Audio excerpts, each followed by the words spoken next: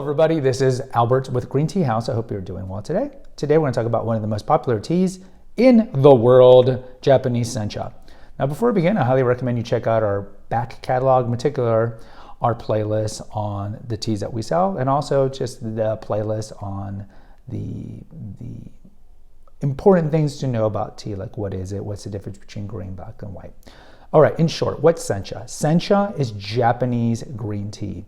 And in fact, it is the most popular of the Japanese green teas. 80% of the consumption in Japan is of Sencha. So even though Hojicha is pretty popular and matcha is pretty popular, I would say honestly matcha is probably more popular in the West than it is in Japan in terms of daily consumption. Sencha is the bomb. It's the mainstay.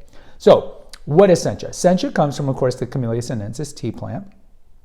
And a lot of it's grown in Shizuoka, the prefecture region of Japan. This is one of the reasons why our tea is called Shizuoka Sencha. But it's grown in different regions of Japan, but that's one of the biggest tea growing regions. And so what do? Well, we've talked about it with gunpowder and with dragonwood with their Chinese green teas. The fundamental difference between Chinese and Japanese green teas is how they kill green it. So they're going to pluck the leaf. Typically, they try to get the buds, the newer ones. And then they're going to steam it. And they'll steam it for, depending on which cultivar or which variant, I'd say about 20 to 30 seconds, they will steam it, and that stops oxidation. So like all the green teas, it has zero oxidation, as opposed to something like black tea, which is 100% oxidized or broken down, and then oolong is going to be somewhere in the middle.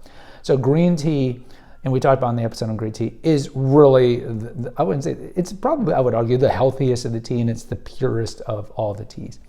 So what they're going to do is they're going to pluck it, and then what they're going to do is they're going to kill green it, and then they're going to roll it. A lot of the rolling today is, the tea that you buy in America, a lot of it's mechanical. Just like with oolong, when they roll the oolong and when they bruise the oolong, a lot of that's mechanical.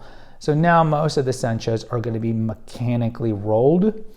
Some are still hand rolled. And then they're going to dry it. So when you look at sencha, unlike, let's say, dragonwood, which honestly looks like long clippings, sencha is going to look like thin needles, like long rolled thin needles that do open up when you infuse them in hot water. And the sencha taste, I would tell you, is probably, like we've mentioned before with the Chinese green teas, are more, a good one at least, would be more kind of a roasted chestnut taste.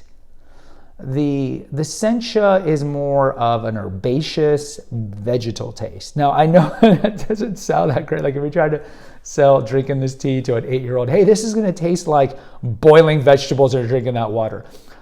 It's just a very refreshing taste. Sencha is refreshing, and there's a reason why it's so popular. Now, there are hybrids of it, like bancha is a type of sencha that is harvested later in the season, so it's going to have a different taste.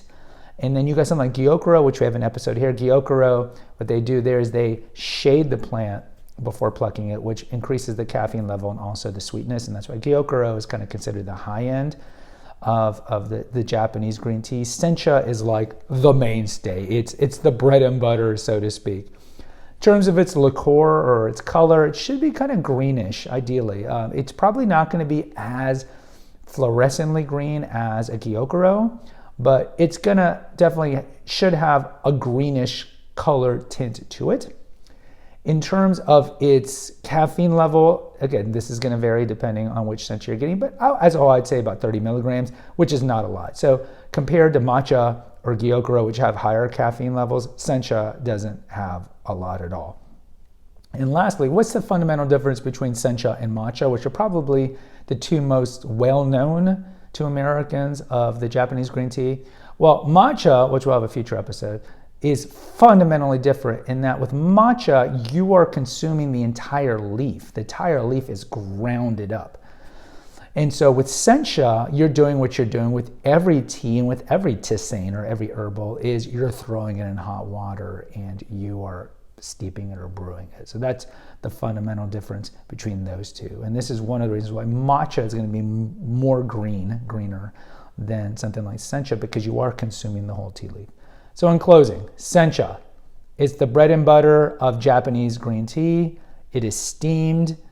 It is 0% oxidized. It's relatively low on caffeine level, and it has a very refreshing taste. For me, I drink more of the Senchas in the summer because it has that kind of freshy taste. So it's more like summer. Like we don't eat watermelon in the winter, right? Watermelon's like a summer thing. And so I tend to drink more of the Japanese green teas in the summer. And you can drink it iced, of course, and you certainly will never put milk in sugar in Sencha. Guys, post in the comments. I'd like to hear from you. Until next time, take care, God bless, and pray.